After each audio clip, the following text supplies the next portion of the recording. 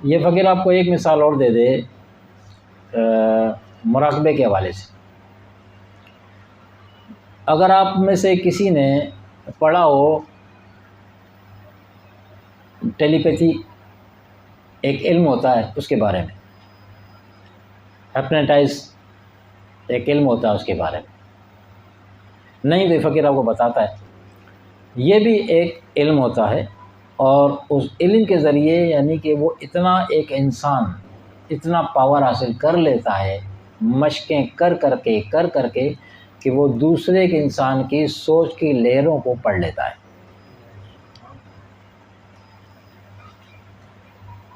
یہ کہنے کو کمال ہے، کہنے کو کمال ہے، لیکن یہ والا کمال نہیں ہے جو اس راہ کے مقاصد ہیں۔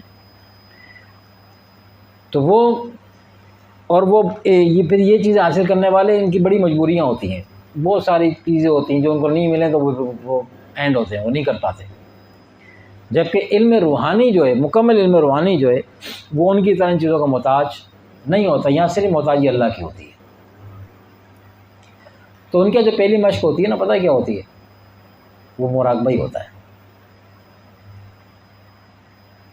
اپنے اس مقصد کی طرف لے کے جانے کے لیے وہ مراقبہ کرواتے ہیں۔ مراقبے میں کیا کراتے ہیں؟ وہ آپ کو ایک کمرے میں بٹھا دیں گے کہ آپ ایک کمرے میں بیٹھیں، اور کمرے میں صرف ایک موم بتی رکھی ہوگی، اس کو جلا لیں، اور کوئی روشنی کمرے میں نہیں ہوگی۔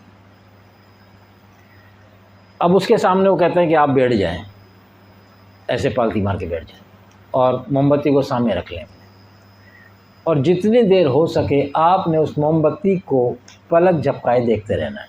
جب تھک جائیں تو پلک جھپکا لیں، ورنہ جتنی دیر ہو سکے آپ نے موم بتی کو دیکھتے رہنا ہے۔ یعنی آپ کی نظر دائیں بائیں نہ جائے، اس کے لیے انہوں نے کیا کیا؟ ایک خالی کمرہ اور اس میں کوئی اور لائٹس نہیں، سکون کی جگہ ہو تاکہ کوئی شور کی آواز کان میں نہ آئے۔ یہ مشق کرائی جا رہی ہے اس علم کو سکھانے کے لیے۔ تو ایسے خالی کمرے میں بیٹھ کر اس جلتی موم بتی کو فوکس کریں، دیکھتے رہیں۔ یہ جب مشق شروع ہوتی ہے تو آپ کے سامنے موم بتی کا پورا وہ شعلہ روشن ہوتا ہے۔ 1 دن 2 دن 3 دن 4 دن 5 دن 6 دن جیسے آگے بڑھتی ہے نا، تو پھر ہوتا کیا ہے کہ وہ جیسے جیسے توجہ اس موم بتی کی طرف مرکوز ہوتی، مرکوز سے مراد کیا ہے کہ اس کے دماغ کی جو سوچیں، آنکھ کے ساتھ ساتھ اس کے دماغ کی سوچیں بھی موم بتی کی طرف چلی جاتی ہیں۔ یہ نہیں ہے کہ آنکھ دیکھ رہی موم بتی کو اور گھوم رہا اپنے گھر میں پیچھے، یا سوچ رہا ہے کہ جلدی ختم ہو تو 10 منٹ کا ٹائم دیا تھا، 20 منٹ کا، یہ 10 منٹ کی مشق ختم ہو تو یار مجھے فلاں کام پہ جری، تو یہ پھر اس کو سارے زندگی بیٹھا رہے گا تو اسے وہ چیز حاصل نہیں ہوگی۔ مشق تقریباً ایک سی ہے، لیکن بات وہی ہے کہ سوچ ایک ہو جائے۔ تو وہاں کھلی آنکھ اور یہاں آنکھ بند ہے۔ یہاں جو مشق ہے طریقت کے اندر وہ بند آنکھ کے ساتھ ہے، اور یہاں کی موم بتی کیا ہے؟ وہ آپ کا دل ہے۔ دل پہ چلے جاؤ، دل کو جو تمہیں نظر نہیں آ رہا اس کو دیکھو۔ وہاں موم بتی نظر آ رہی ہے، وہاں موم بتی نظر آ رہی۔ اچھا، موم بتی کو نظر آنے میں کیا ہے کہ آپ نے موم بتی کو دیکھنا ہے، اور اپنی سوچوں کو اس کی طرف نظروں کے ساتھ ساتھ اپنی سوچیں اور نظریں ایک ہو جائیں کہ اگر موم بتی نظر آ رہی ہے تو بس دماغ میں بھی موم بتی چلنی چاہیے، کوئی دوسرا خیال نہیں آنا چاہیے۔ تھوڑا سا مشکل کام ہے، دماغ کی کھڑکی دروازے تو نہیں ہے جو بند کریں گے، اکثر فقیر کہتا ہے۔ اب آپ کو دماغ کی سوچوں کو ایک پوائنٹ پہ لے کے آنا ہے، مرکوز کرنا ہے۔ تو کیا ہوتا ہے جب جو حضرات مستقل مزاجی کے ساتھ چلتے ہیں تو وہ جو موم بتی روشن ہوتی ہے، وہ دیا جو روشن ہوتا ہے، اور اگر مستقل مزاجی کے ساتھ اپنے استاد کے کہنے میں چلتے رہیں تو پھر ہوتا کیا ہے کہ وہ موم بتی کا جو پورا شعلہ جو عام طور پہ نظر آتا ہے وہ آہستہ آہستہ کم ہونا شروع ہو جاتا ہے۔ کم سے مراد یہ نہیں کہ اس کی لائٹس کم ہو جائیں گی، نہیں، جل وہ اسی طرح پہلے دن کی طرح آ رہا ہوگا، شعلہ اس کا پورا ہی ہوگا، اس کی نگاہوں میں وہ کم ہونا شروع ہو جائے گا۔ اب یہ جو چیز ہے نا، یہ دماغ کی جو قوت ہے، انسان کے پاس جو دماغ کی جو قوت ہے وہ آپ کو وہاں نظر آنا شروع ہوگی۔ کرنا کیا ہے؟ وہ کہتے کیا ہیں کہ وہ جو موم بتی رکھی ہے نا، دیکھنے کے باوجود آپ نے اس کی نفی کرنی نہیں ہے. موم بتی ہے بھی اور نہیں بھی، لیکن وہ نظر آ رہی ہے، اسی کی تو نفی کرنی ہے. نہیں ہے، یہاں سے بولو نہیں. آنکھ دیکھ رہی ہے، نہیں ہے، میں نہیں مانتا. اس طرح اس کی نفی کی طرف لے کے جاتے ہیں کہ پھر وہ جب ذہن کی وہ نفی والی سوچ پختہ ہونا شروع ہوتی ہے نا، مرکوز ہو جاتا ہے موم بتی کی طرف، تو موم بتی جلتے ہونے کے باوجود اس کا شعلہ اب اس کی نگاہوں میں کم ہونا شروع ہو جاتا ہے. اور پتہ ہے کم ہوتے ہوتے کہاں پہنچ جاتا ہے وہ؟ کم ہوتے ہوتے ہوتے ہوتے وہ ایک نقطے کی شکل اختیار کر لیتا ہے. جیسے آپ اگربتی جلاتے ہیں نا، تو اگربتی جب جلاؤ تو پورا شعلہ ہوتا ہے، آپ اسے بجھا دو تو صرف وہ چنگاری رہ جاتی ہے. اب وہ پوری موم بتی جل رہی ہے پہلے دن کی طرح، لیکن جب اس کی مشق مکمل ہونے کی طرف جا رہی ہے تو اب وہ آخر میں آ کے، آخر سے بھی کچھ پہلے، وہ اس کی صرف ایک چنگاری نظر آتی ہے اس کو. یہ اس بات کی نشانی ہے کہ وہ یکسوئی کے ساتھ اپنا کام کر رہا ہے، اور اس کی ذہن کو جس طرح وہ لے کے آنا چاہ رہا تھا، ذہن کی سوچیں پختہ ہونے کی طرف جا رہی ہیں، اور اب یہ جو چاہتا ہے ذہن وہ کر رہا ہے. ذہن آپ کا ذہن ہے نا، آپ کے کنٹرول میں ہونا چاہیے. ہمارا ذہن ہے نا، تو ہمارے کنٹرول میں ہونا چاہیے. جیسے ہماری زبان ہے ہمارے کنٹرول میں، پورا وجود لے لیں، پورے وجود کو لے لیں. آپ کا ہاتھ ہے تو آپ کے کنٹرول میں ہونا چاہیے. یہ اہمی تو نہیں ادھر گھومتا رہے گا.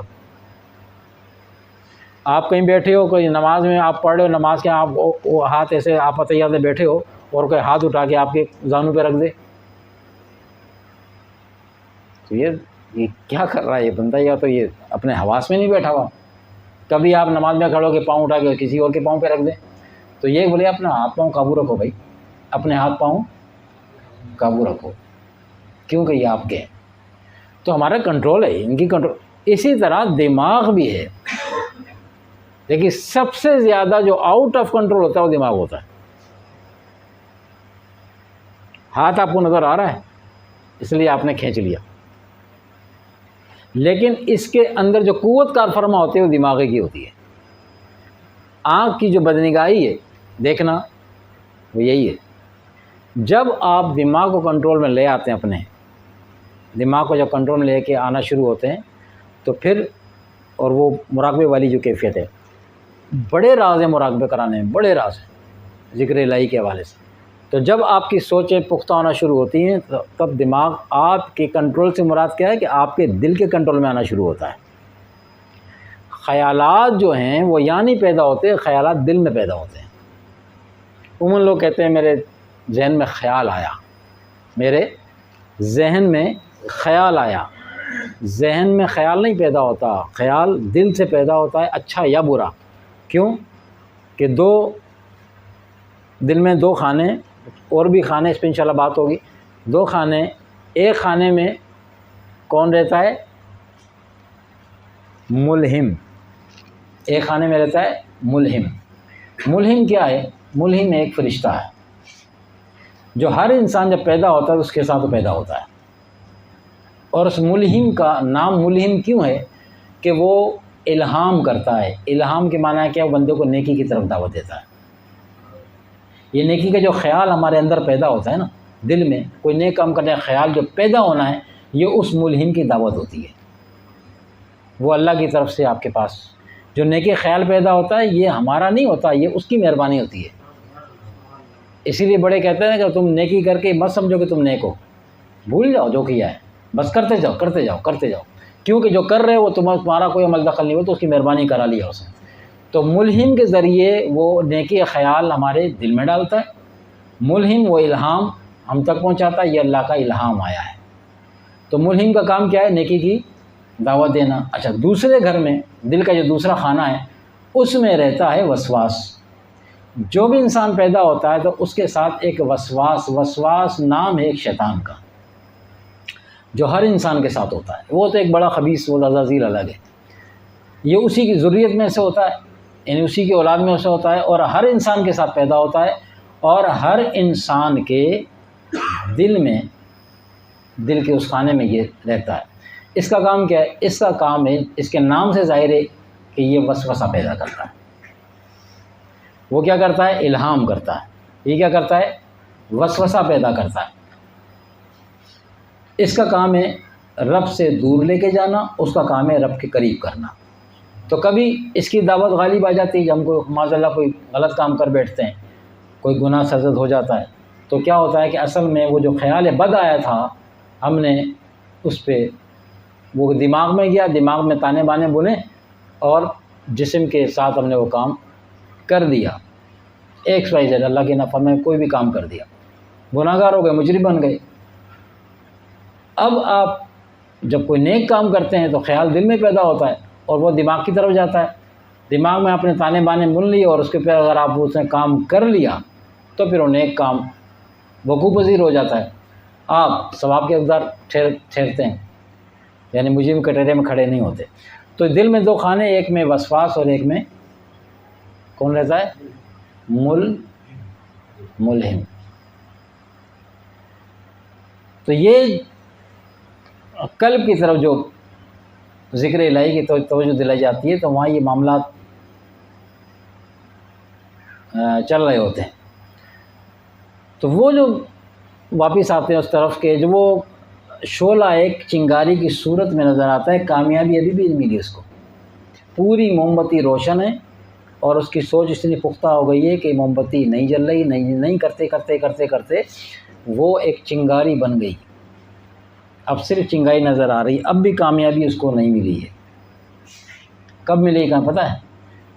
ابھی بھی اب یہ پھر پریکٹس کنٹینیو کرتا رہے گا مستقل مزاجی کے ساتھ، اگر کرتا رہا تو پھر وقت آئے گا کہ وہ چنگاری بھی آنکھوں کے سامنے سے اجل ہو جائے گی، نہ موم بتی نظر آئے گی، نہ موم بتی کی چنگاری نظر آئے گی، اب کمرے میں بالکل اندھیرا ہو جائے گا، حالانکہ اندھیرا نہیں ہے،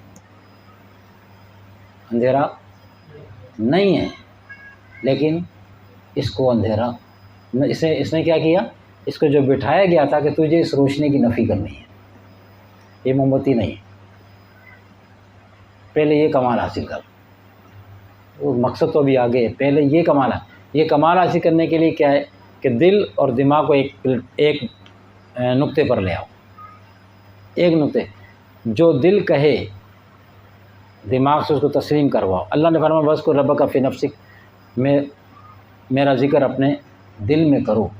دماغ اڑ رہا ہے ہوا میں، دماغ اڑ رہا ہے ہوا میں، مراقبہ کرنے بیٹھتے ہیں کتنے بے شمار خیالات۔ خواجہ گل محمد جان بلاوی رحمۃ اللہ علیہ وہ مراقبہ فرماتے تو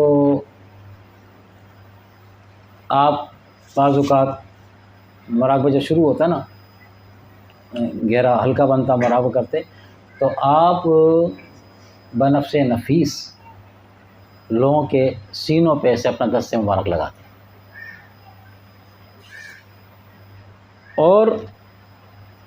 اور جو بندہ مراقبے کی حالت میں کہیں اور ہوتا، یعنی ذہنی طور پر کہیں آنکھیں بند ہیں اور ذہنی طور پہ وہ کہیں اور ہے، آپ جان لیا کرتے تھے اور اس کو متنبع کرتے تھے کہ مراقبے بیٹھے ہو نا تو پھر ذکر ہی کرو، راغب کرتے تھے اس طرف، کیا کام کرنے بیٹھے ہو، پھر کہاں اڑے جا رہے ہو۔ اشفقی نے کہا نا کامل، ہمارے کامل اکمل ہے، کاملوں کو اکمل کرنے والے۔ تو مراقبہ کرنے کا جو مقصد ہے وہ کیا ہے جی؟ مقصود اللہ ہے اور مشق ہے۔ مشق کس چیز کی ہو رہی ہے؟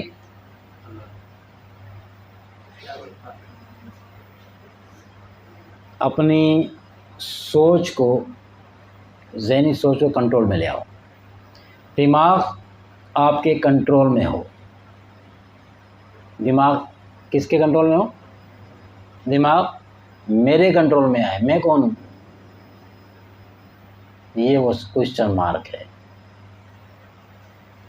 جو آپ کو سوچنے پر مجبور، جب تک زندہ ہو اس پہ توجہ دیا کرو، میں کون ہوں۔ وہ کہتے ہیں نا ماسٹر مائنڈ، یہ آپ کے کنٹرول میں، تو آپ کون ہیں؟ آپ اس سے بڑے ہیں، تو پھر میں ہوں کون؟ میں کون ہوں؟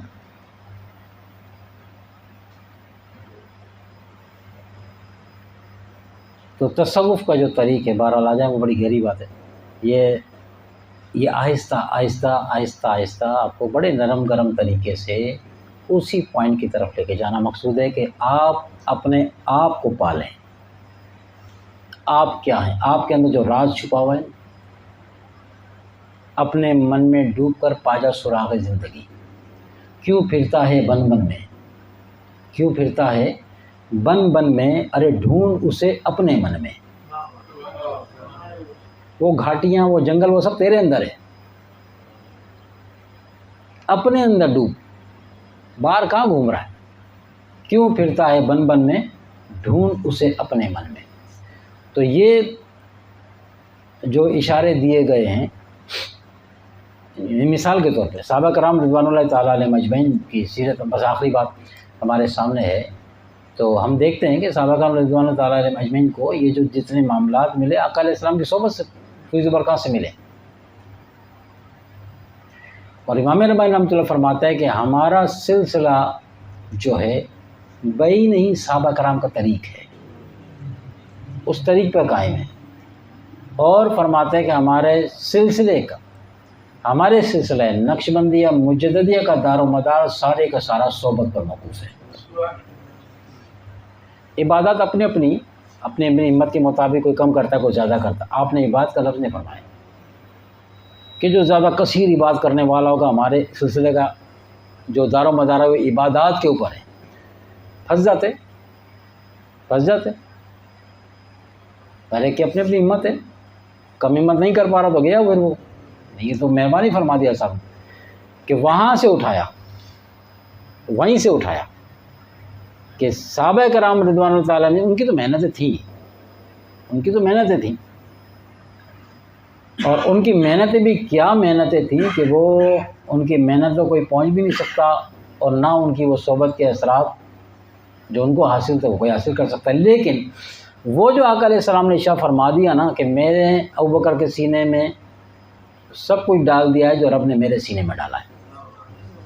اب وہ سینے میں جو ڈالا گیا وہ رکنے والا نہیں ہے. نقشبند طریقے کا چلنا یا دیگر سلاسل کا چلنا، یہ اس کی نشانی ہے کہ وہ فیض اسی طرح رواں ہے، وہ چل رہا ہے. اب صرف لینے والے کا یقین چاہیے. اس فقیر نے کہا کہ پھر بات وہی آتی کہ اپنے شیخ کامل کا اس بات پہ اس نے کہا کہ آپ کا دل ذکر کر رہا ہے، اب آپ اس پر بابا توجہ دیا کریں. توجہ سے مراد توجہ یہاں سے ہوگی کہ میرا دل ذکر کر رہا ہے، اس کو تیار کرو. اس کو جس دن یہ بات اس کی سمجھ میں آ گئی، سب سے اوپر والی منزل، جس دن اس کی سمجھ میں آ گئی اور یہ اوپر کی منزل سے نکل کے یہاں آ گیا، اور یہاں کی بات پھر اس سے نکلی، یعنی ابھی اس کی بات اور اس کی بات اور. آپ وہ جب ایمان کو بندہ قبول کرتا ہے نا تو کیا ہے،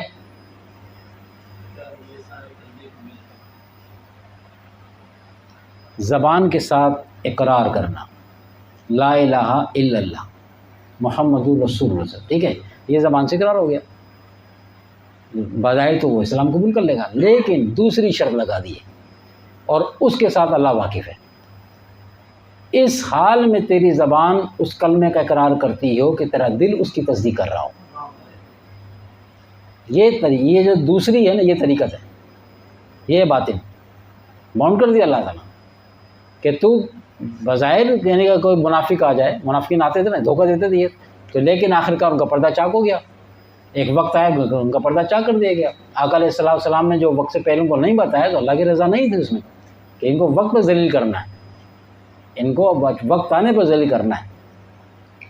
تو وہ ذلیل ہوئے اپنے وقت. تو اگر کوئی دھوکہ دے گا زبانی کلمہ پڑھ کے اور دل اس کی تصدیق نہیں کرتا تو اللہ کو پتہ ہے نا، پھر اللہ وقت آنے پہ اس پہ صحیح گرفت فرماتا ہے. تو یہ جو معاملات ہیں کہ اپنا ذکر اذکار کے حوالے سے، مراقبے کے حوالے سے ان شاء اللہ تعالیٰ پھر بات کریں گے آئندہ درس میں. مراقبے کے حوالے سے